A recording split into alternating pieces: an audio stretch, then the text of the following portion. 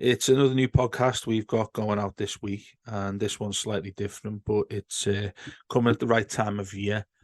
I'm talking to Jim Keoghan, the author, who's written a few different books about Everton, and he's joining me to talk all about his brand new book that he's brought out at the perfect time, I think, for a gift or even for yourself in and around Christmas when you've got some time to read. It's called Everything You Want to Know About Everton, but we're afraid to ask. And basically, it's going to be a fantastic thing to read. I'm can't wait for mine to get delivered. I'll explain to you at the end, or Jim will explain to you at the end how you get hold of this before Christmas and where you get it from. The book, basically, in a nutshell, from me, goes through the entirety of the history, but in a slightly different angle. One that I think that each fan that reads this will have a reflection and a perspective from. And I think Jim covers that emphatically. And it's something that you will really enjoy that you can't really put down. It covers everything from the start of the football club, more up to the more recent days, back when we were successful, back when we won trophies, obviously all the way up to how we are now and the trouble that's gone on from basically in the early 90s, the start of the Premier League, up to now. And the other side of it is a look at how we all sort of aren't afraid to laugh at each other as Blues are. We're fine to laugh at each other. We're fine to get angry with each other. We're fine to look at the football club and wonder what the hell is going on. There's plenty of that Ian captures in this book. And I was delighted to sit with Jim and talk all about what he's bringing out with this brand new book. And I hope you enjoyed this conversation. Well, first of all, mate, you've written you've written two fantastic books that I know of. You can tell me more about anything else you've done with your work as a writer. I mean, we've spoken. We used to speak quite a lot, didn't we? A certain time ago. We'll have to get back up to that sort of thing about Everton. But the highs, lows, and Bakayokos, to me was fascinating when you see the depth at which you've gone into so many parts of the 90s.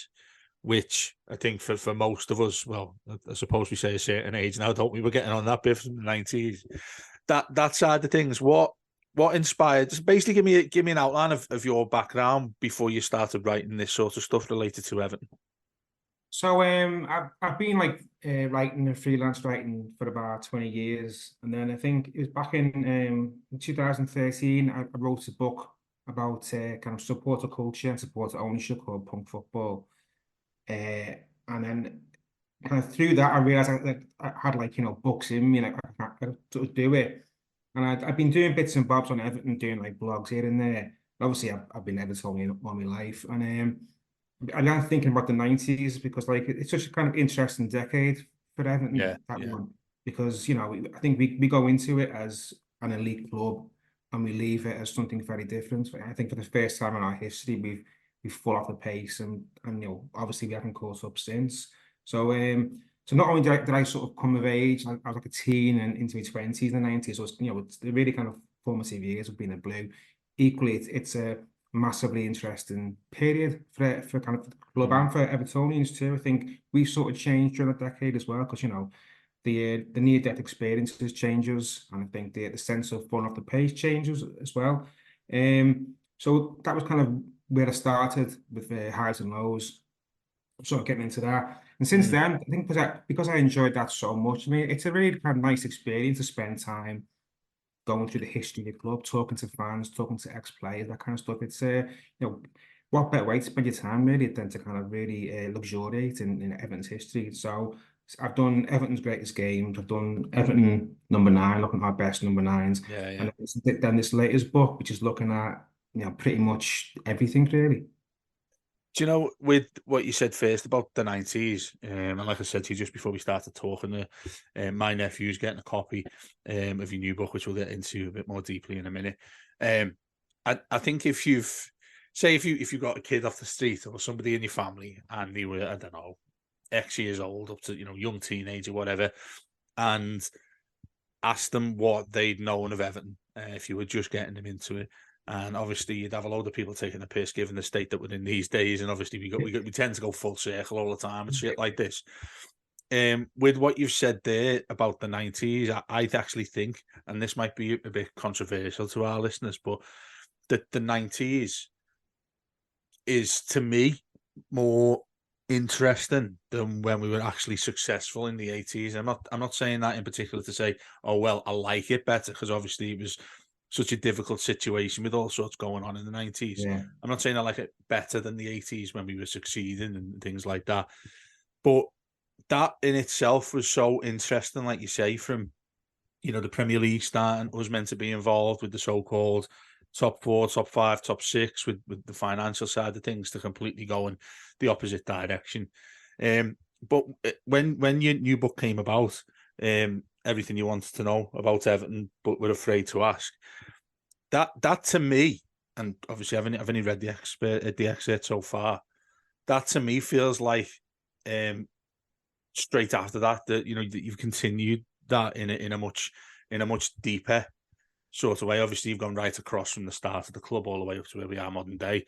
But that to me feels like it's something that follows on from what you were talking about specifically in the 90s, with everything around it, where that continues from, if you get what I mean.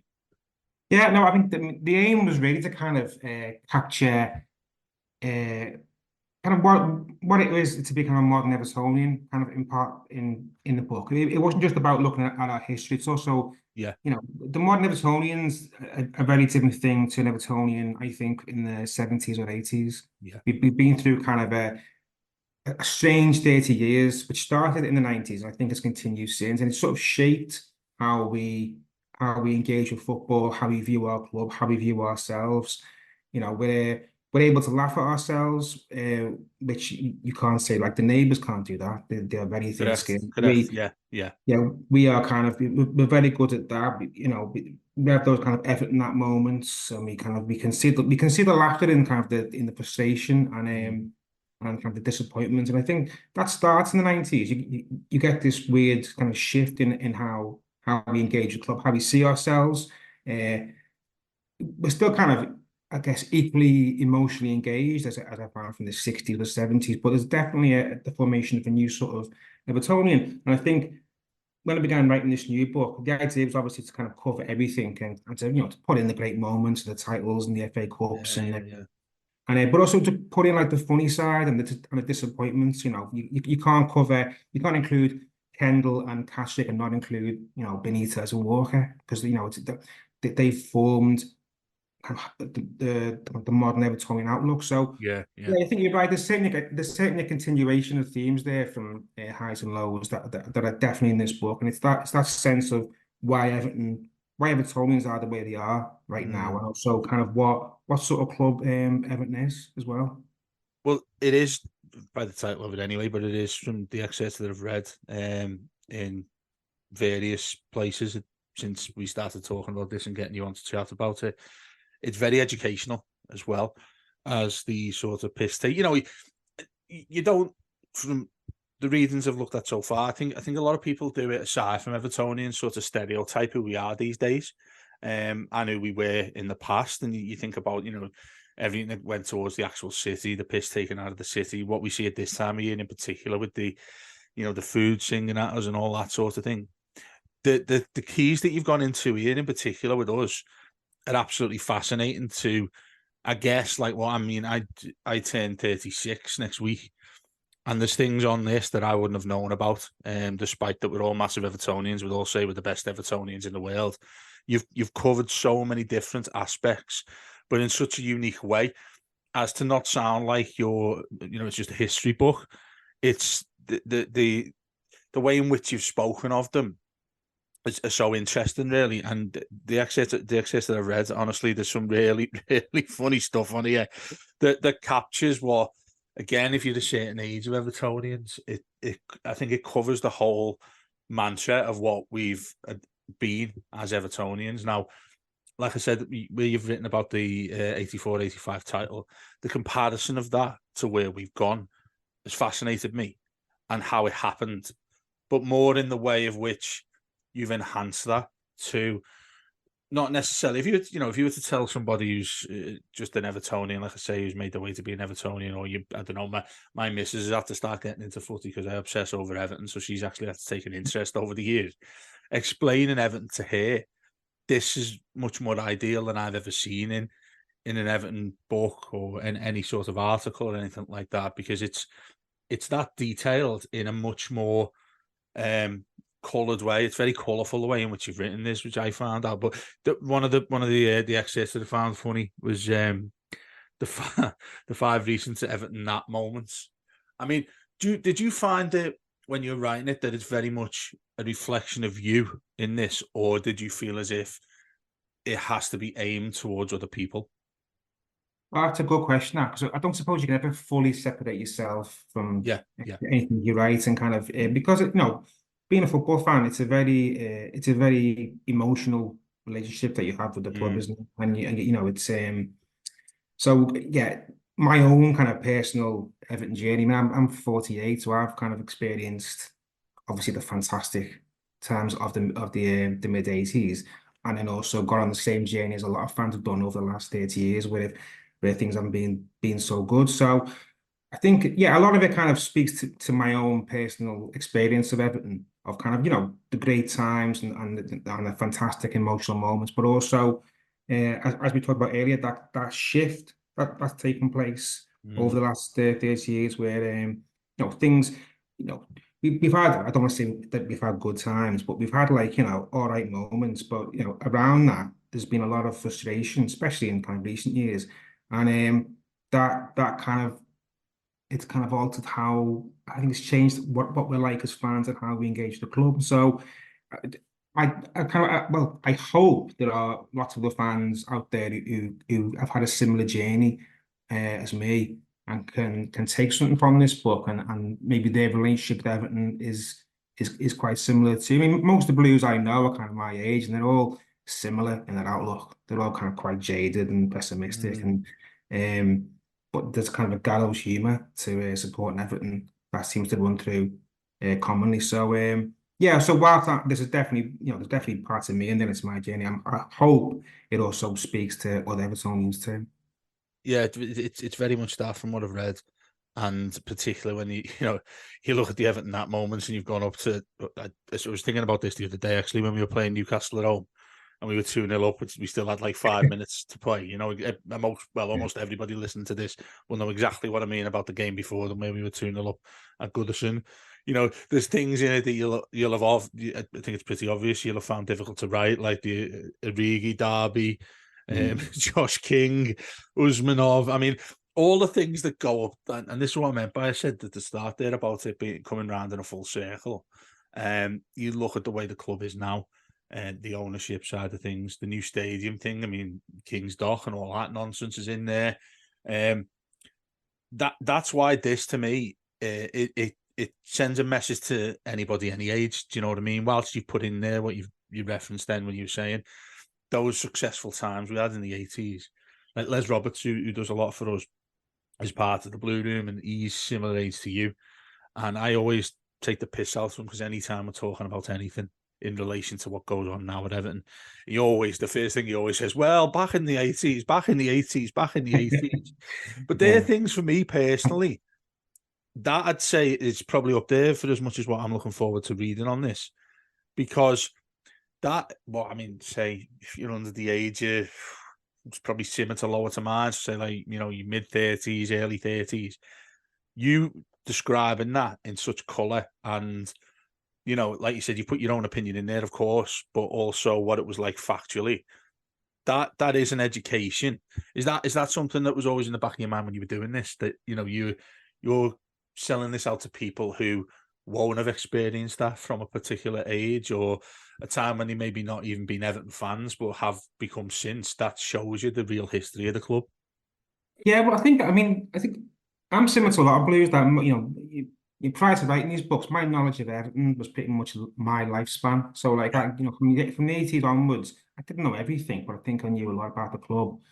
Um, It's the experience. so Sorry, Jimmy. It's the experiences. I think that's the most unique thing that you've put in, of that, because it obviously it's spoken from the heart. Really, a lot of that, and that, like you say, most Evertonians of that age and older, they'll say that sort of thing. You can imagine anybody younger reading it and then saying, "Was it really like that, Dad?" or whatever. That's what I think you've capsulated really well with this.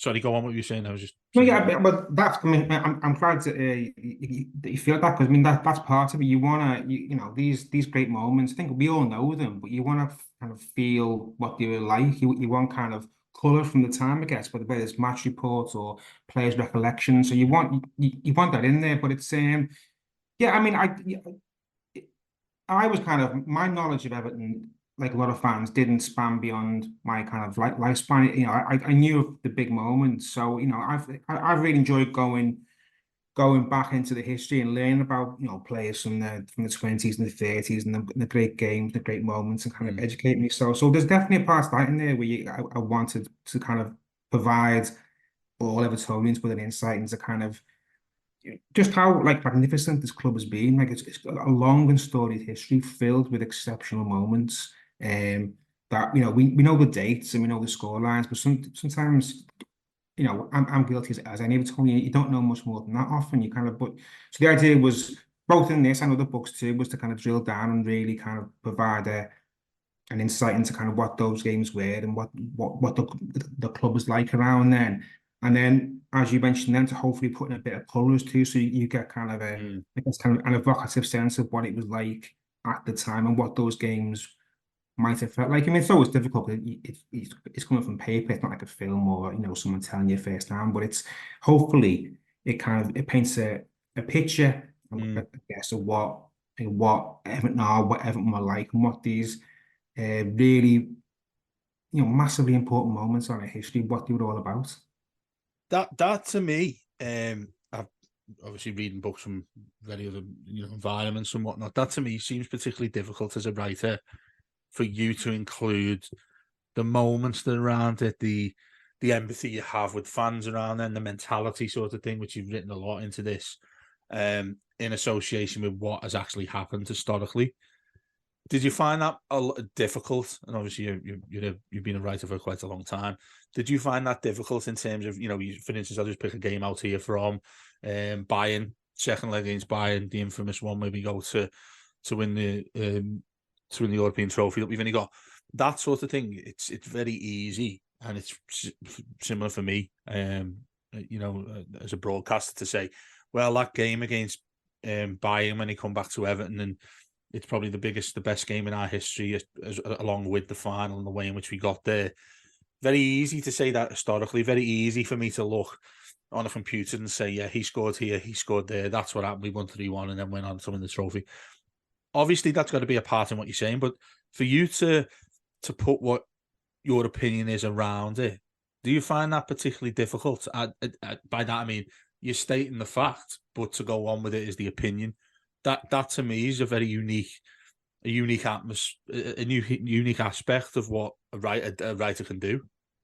Yeah, I mean, it's always challenging to really, I guess, to kind of recapture something that took place a long time ago. I've always tried in anything I've written to make sure that I talk to people who were there at the time, you know, to get their first-hand Mm-hmm. experience of what it was, I guess you use that to try and color what it is and to kind of support, I guess, support like the narrative that you're putting out there, really. So I know, and I've always found fans are really generous with their time, and their memories are always fantastic. You know, like the Bayern game, I've had so many different insights into that one Yeah, from people who were there, and people just come to life when they're yeah, telling you. It's such a, you know, it was obviously such a remarkable moment in the club's history that anyone who was there just doesn't forget. And when they're telling you, you can feel the excitement. So if I can get like I don't know, even like a tenth of that onto the page and get readers to kind of feel their own those fans' sense of kind of warmth and excitement about this memory, then I'll be happy with that. So, you know, if it comes across and it feels more than just about facts and figures, then and people feel that, then I'm happy that I've done my job. that's absolutely right, mate. And that's exactly what you've done from what I've read here. And obviously, the rest of the books certainly won't change to this. But you're right. I think the emotion that I get from it, and look, listen, I've read probably 1% of the entire thing that you've written here. That's the first feeling I got from what you've said, even to the years where I wasn't born. Those things, they stick with me quite a lot, even when I'm going to refer to the places, the bits and pieces that we've had since then. You know, when you look at the Everton that moments, and they're the things I think, because they were quite a while ago now, we're able to laugh at, but they're the things that a lot of people bring forward to what we are now. I.e., that, like, I've just referenced that Newcastle game again where we ended up drawing 2-2. You're not telling me that they were in a, I'd say most of that crowd who were thinking this can still happen when we were winning 2-0 against them last week. Do you know what I Yeah. mean? And that's exactly, in my opinion, what you get with those aspects of what I've read so far. You think about the Usmanov stuff, which is still sort of related until there were sanctions on Russians that couldn't couldn't come Yeah. back to the UK. The other big question I want to ask you really is, how long did it take you to put this together in terms of in the right order as well? How you've thought to structure this. First of all, like we've said, your opinions in it anyway. But when you've started putting this together, mate, I can't imagine how you started piecing this together just after having the initial thought to do it. Well, initially I was going to do it by like a timeline. You start with the origins of the club and you go from there. But it felt quite dry and boring. I mean, a lot of my Stellies work like that. It's kind of, they do it from year dot and they move onwards. Yeah, of course. Yeah, So like I wanted to do a bit different, and kind of I stumbled upon really the idea of making it feel like being a fan. I think that's what Hull comes yeah, across, that being a yeah, fan is erratic, especially being an Evertonian. You can go from, as this season's proven, you can go from, real depths and feeling incredibly low. And then in the space of a couple of weeks, you're on cloud nine and you think Everton can beat anyone. So, what I hope comes across is you'll have something like Bayern or the 1984 FA Cup final, and then it'll be followed by the 12 shittest players that we've had in Premier League era. That's a low. And then suddenly you get maybe something on Kendall and then maybe something on Mike Walker. So in the end, sort of, it's quite haphazard, but I hope as someone reads, as someone goes through it, there's always a sense that you might not know what's coming next. And there's also a sense that it's the ups and downs of like what being a fan is really. And in terms of kind of research, I think it took about 6 months to kind of make sure everything was right. And it wasn't just about dry facts and figures or match reports.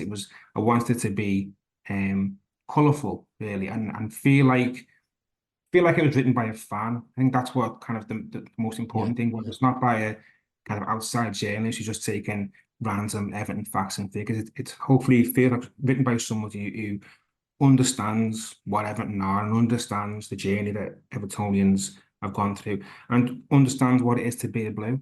Yeah, that's spot on. I think it's very unique the way in which it's written. There's a lot of Everton books that go about which are very structured into the factual stuff and the history and things. I mean, it's obviously in our DNA, isn't it? All that sort of thing, the history of the football club and whatnot. Yeah, The other thing I found quite interesting too is, I think what will do you a lot of favors in getting this out now has been how relevant it is to what goes on today.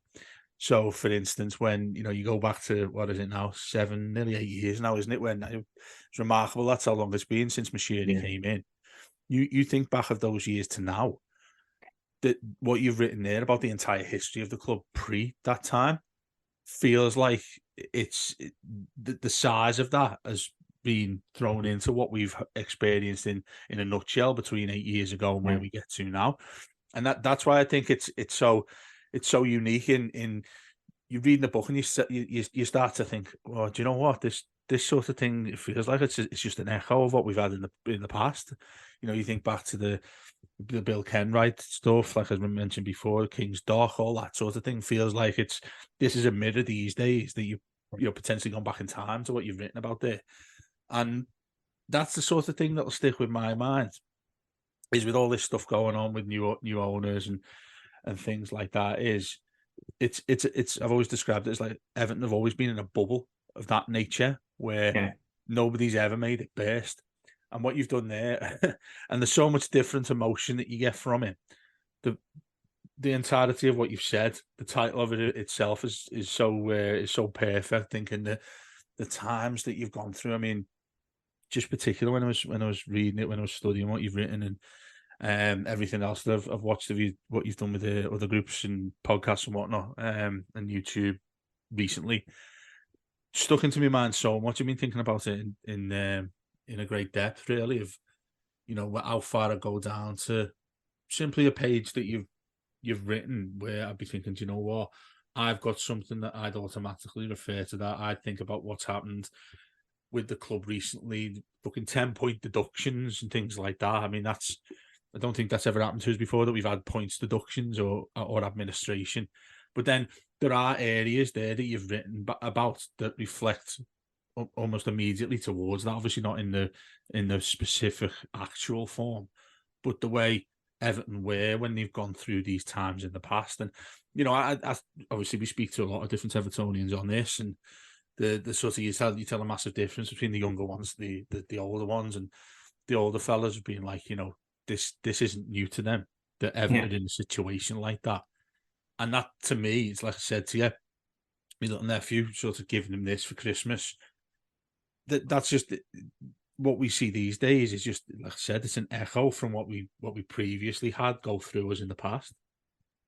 Definitely. I mean, even like in not too relatively recent memory, you think back to the late 90s, you think back to the Peter Johnson era, and there's so many kind of the figures are different, but the problems were very similar. I mean, we might not have been talked about administration necessarily, but the sense of having an owner who you just want to get rid of, who seems to be damaging the club beyond recognition, and that sense of feeling like we were declining, and the second tier had this kind of gravitational pull locked on us. That's we've all been through that before, and and whilst kind of obviously with Machete it seems so much worse because you're dealing with kind of much bigger sums. The problem is the same. It's a terrible somebody who should be nowhere near your football club as an owner, running it into the ground. Against him as a Machete came in, spent money. He did spend money, Johnson, and then he just didn't. And then we just ended up, scrounging around the bargain basement for players, being in debt. And we were, in the bottom six regularly. And you're thinking, that's what, only like what, 20 or 30 years ago? Is it even that? Yeah, It's exactly. Yeah. yeah, I'd say yeah. So I suppose what you take from that is that we got through it. It wasn't necessarily fun, and the football was like routinely dire. And it wasn't every season. You kind of your heart's in your mouth towards the final few months, but Everton survived. So it's whilst it doesn't mean that every situation's the same. We're a club with a massive history who've routinely faced all kinds of different problems over our history, all kinds of different kind of external events that have affected us negatively, generally negatively, not positively. And this is just another one. And so, if you want to take anything from the past, it's that Everton kind of will survive. Yeah, it's very galvanating when you look at that. And I know, but like you said, it's not ream for ream away from the way we are these days. But you look at how and what the club's been through to survive. You think of the Johnsons years. You think of remember Paul Gregg as well. Remember that Yeah. time, and the various specific parts again that people would refer to. So to ask you more personal questions about it, what did you find as the best part of putting all this together? That's a good question. Well, partly it was just kind of time wise that like last season was a difficult time, I think, to be an Evertonian. But like during the week, I got to spend my time reading about how great we were. So like whilst we were kind of fighting relegation and having all sorts of problems, I got a kind of weekly reminder that Everton are pretty good historically. And so Yeah, that kind of it gives you a boost in your support. But apart from that, I think a lot of it, there were parts there I kind of put out to the kind of Everton community, like things like when I was asking like what are our best, or not our best, but our kind of most notable Everton at moments, who are our biggest hate figures, what are your worst derby moments? These things I put out to like the wider community, and it's interesting to get people's take because there's very rarely a definitive list. So, I mean, there were things that I didn't know about, things I've forgotten about, especially kind of there's one section there on sort of Liverpool hate figures, and so I know mine from my own history, and people like Gerrard and Carragher and Andrew Robertson. But when you go back further, and like your fans are a bit older, and you talk Yeah, about like Tommy Smith and Jimmy Case and people like that. I didn't, I knew the names, but I didn't know that much about the story. So yeah. I found that, it's the case of warming books. Whenever I'm talking to other Evertonians and learning more about, their stories and their memories, I always find that the most interesting part, and I think I right because, but why wouldn't you? Why wouldn't you want to talk to other Mm. Evertonians and learn more about kind of what makes them tick, what gets under their skin, and what kind of how they engage with the club during their times of blue. That's why it's such an amazing thing to buy, because that is exactly what you've put into words perfectly well in regards to getting keeping your view in it, obviously, because it's your piece of work. So you're going to have a reflection of what others have said, absolutely, and what you write. But then when you've got their perspective, it directs your mind a little in different ways to how you would have put it if you didn't speak to other people. I presume that's what the right thing is to say.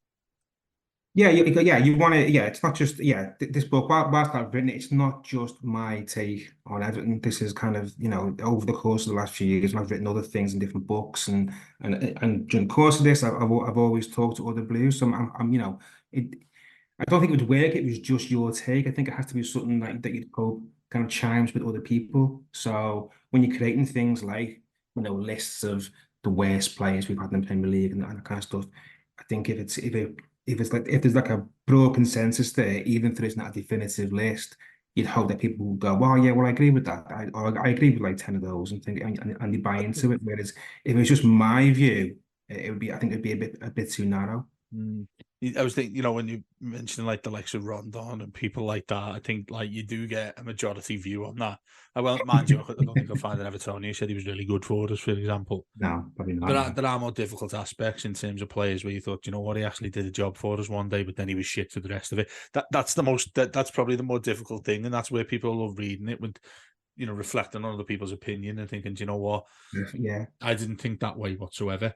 Um, just before we finish, then, mate, tell everyone where they can get it. Where from? You need to do it pretty quickly because it's Christmas in more 11 Yeah. days. So at the moment it's only via Amazon because Yeah. they're publishing it. But I'm talking to the Everton Heritage Society. I'm hoping to get some copies into St. Luke's after Christmas as well. The other one thing I want to ask you finally, probably more of a personal thing, is Ian intended to carry on writing Everton related stuff, or in fact, writing any further at all? Because the one thing I wanted to ask you is, well, probably there's a sequel to this coming, given the way Everton are these days. Yeah, but they didn't really finish it. I mean, that's the funny thing. I published this book, and then a week later we got the deduction. So like, it's a never ending story, Everton. No, I mean, I think I'll always when I write on Everton, I still think there's a good book out there on the Mashiri years because it's such a kind of weird and also interesting time. Something along the lines of maybe Highs, Lows, and Mikolenko's or something like that, or I don't know, Lows, and Mikolenko's maybe it's a better title, but it's just to kind of go into that era Yeah, and delve into. But problem is, it's not finished, is it? That's the issue. You can't really write on an era until it's completed. So I guess until Bashir is definitely gone and the ground is definitely built yeah, and everything's sort of done and dusted and we're in there, then you can maybe take stock. Because at the moment, you know, you don't really know who's going to own us in a few yeah, months' time. Is he going to remain involved if like 777 falls through? yeah, So it's been a very tumultuous period, I think, in Everton's history. The last how long has it been? Is it 7 years since he came? yeah, Since he yeah. came here? That and it, So like I say, the reason I asked that is because you could probably put a couple of books in what's happened since he came in. So, yeah. like you say, you never know which direction the club's going in. So it's difficult Yeah. for you as a writer to sort of tick, to bookend either of them and say, yeah, Yeah, I we're think. going to there. Do you know what I mean? But Well, mate, I it's think I think go on. sorry. I think what we'll do is when it's finished, I'll add a section to this book because I can. It's a live publication, so when he's finally gone, I'll update it and I'll put something in there on that as well. Yeah, mate, that'd be fantastic. Because I'd implore anybody to go out and get it for Christmas, for whenever, really, because it's an outstanding piece of work in a form that I think everybody can relate to. So yeah, I'd say to anybody, go to Amazon at least now at the moment and get it in as quick as you can, really. Mate, it's been brilliant speaking to you again after such a long time, and want to talk to you a hell of a lot more aside from just your books and get you on about Everton and what's going on and all that sort of thing anyway. So yeah, for now, mate, it's been absolutely brilliant having a chat with you. Oh, cheers. Thanks for having me on. Enjoyed that day. Cheers, then.